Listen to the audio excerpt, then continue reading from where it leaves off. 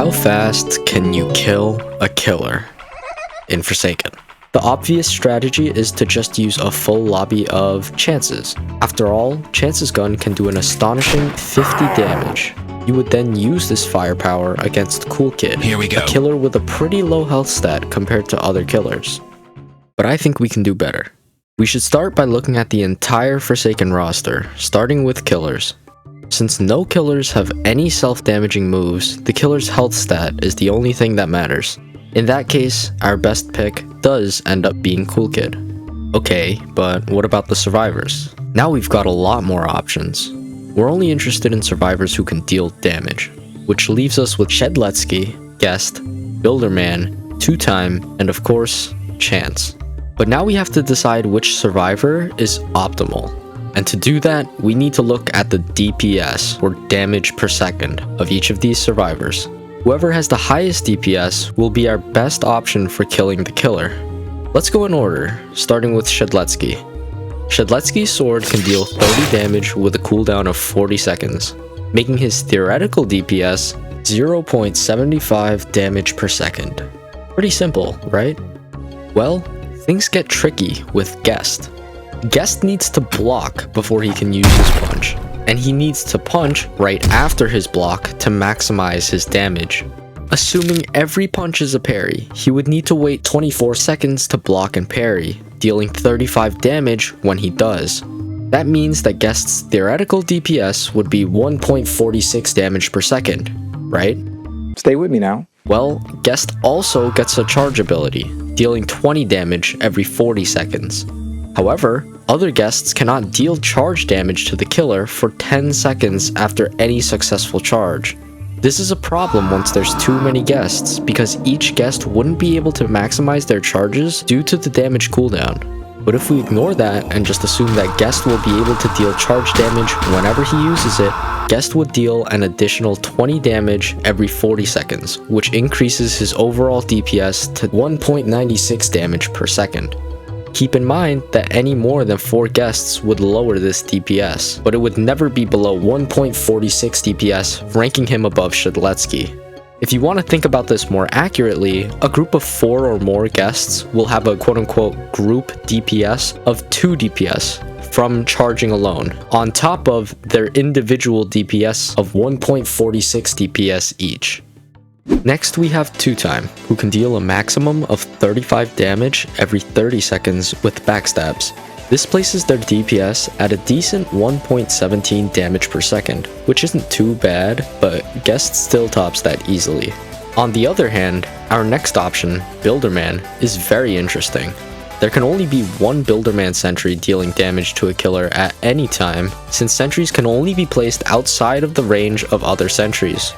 After doing some testing in a private server, I found that Builderman's sentry was able to deal 180 damage over 1 minute, making his DPS a whopping 3 damage per second. This places Builderman above every other survivor we've seen so far, but because only one sentry can be active, we would only be using one Builderman, if any at all. Because now, we'll look at our star player, Chance. Chance's gun does an incredible 50 damage, but is that really as good as it sounds? Let's ignore probabilities for now and assume Chance always gets lucky. Chance would need 3 successful coin flips to be able to shoot his gun. If he gets all 3 in one try, it would have taken him 1.5 seconds. If he then shoots and is successful, he would need to wait 40 seconds for his next shot. So if it takes 40 seconds for every 50 damage shot, then his DPS maxes out at 1.25 damage per second. This means that, in truth, Chance is only the 3rd best survivor for this challenge, and he's outdone by none other than Builderman and Guest. So, we can find our answer now, right? Well, not exactly. See, DPS doesn't tell the whole story. Let's say that I had 2 survivors, Survivor A and Survivor B. Survivor A can deal 50 damage every 5 seconds, and Survivor B can deal 55 damage every 5 seconds. Who do you think would kill Cool Kid faster?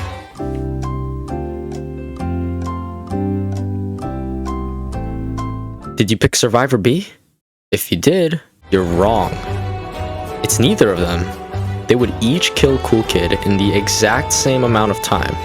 If you're confused, think about their damage in intervals. There's many more examples of a misleading DPS, such as burst damage, overkill damage, or ramp up damage. So, what does that mean for our experiment here today? To be honest, it doesn't make a significant difference. Are you serious right now? But it's good to remember that you need to think about things in intervals and only use DPS as an indicator. Now, we can finally... Objection! There is another factor we haven't considered. Map hazards. There's only 3 maps that have map hazards: Pirate Bay, Yorik's Resting Place, and The Tempest. Pirate Bay's map hazards inflict Bleeding 1, while Yorik's Resting Place and The Tempest have Poison Rivers that inflict Poison 1. Doing some testing, all of these map hazards deal damage at a rate of 2 damage per second, so any of these maps should work. Okay, so now that we have all possible sources of damage, all our possible maps, and our full team loadout, can we finally find out how quick we can do this? No, because we've been overlooking something huge this entire time. Some of you keen ones out there might have noticed that almost all of our team is guest. The problem with guest is that killer melee attacks are only able to hit 1 survivor at a time. This means that each guest would only be able to activate their block if the killer individually hit all 7 of them. And if the guests need to wait until that's done, their punches would have already been downgraded to the pathetic 20 damage punch. So not only would it take extra time for each guest to start cycling through punches, but they would also be using the weaker version of the punch. Since Cool Kid takes 2 entire seconds between hits, it would take a disgusting 12 seconds to hit all 7 guests. On top of this 12-second delay at the start, each guest's individual DPS would now drop to 0.83, except for the last guest in the block sequence who would still be able to parry. With this information, Chance now ranks above guest. Looks like I barely proved anything, huh? I guess this was pointless. Wait, don't give up. What about me? Half the head. I could hit all 7 of them at the same time. No problem.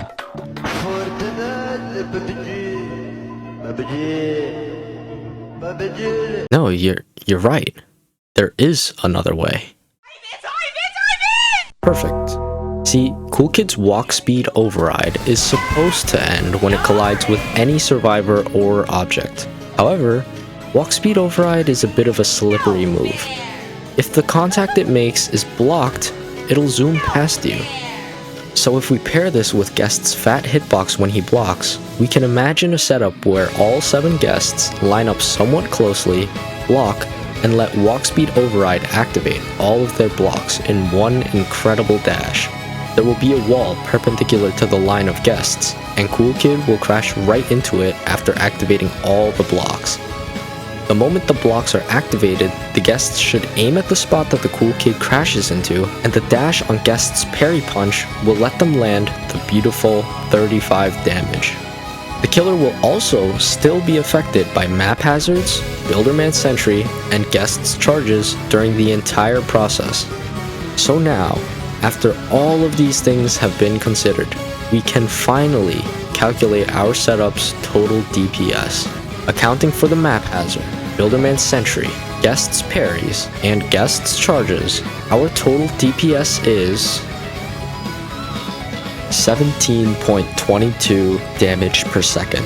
And with Cool Kid's total health of 800, our total theoretical time would be 46.45 seconds. Wow, could you imagine? Wait a second, TQI. This makes no sense. If a full lobby of 8 very lucky chances flip their coins 3 times, shot the killer, flipped again while waiting for the gun cooldown, and then shot the killer again, that would have only taken 41.5 seconds. So Chance really is the best. Well, remember when I said we should only use DPS as an indicator while actually thinking of things in intervals? This is exactly why. The 41.5 second time you found for chance would actually be somewhat accurate, while the 46.56 second time I found for the guest and Builderman team may be inaccurate due to purely using DPS instead of intervals.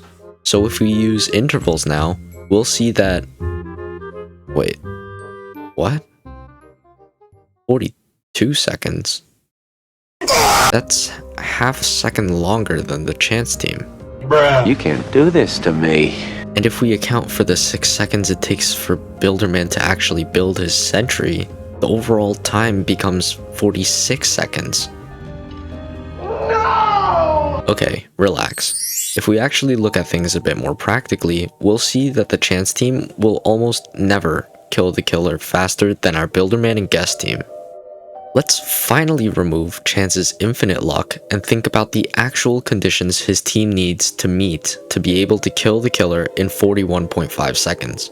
First, all 8 of them need to flip 3 heads in a row right at the start. The probability that this happens is 1 in 16,777,216. That is already a 0.000006% chance event. But on top of this, all 8 of them need to shoot their gun and not misfire. That's another 43.05% chance. Then within the next 40 seconds, all of them need to secure at least 3 charges, meaning 3 successful coin flips. To be fair, this condition is actually almost always going to be met, so let's cut the chance team some slack and give this condition to them as a freebie. And of course, the final condition is to once again have all 8 of them shoot their gun and not misfire. Another 43.05% chance.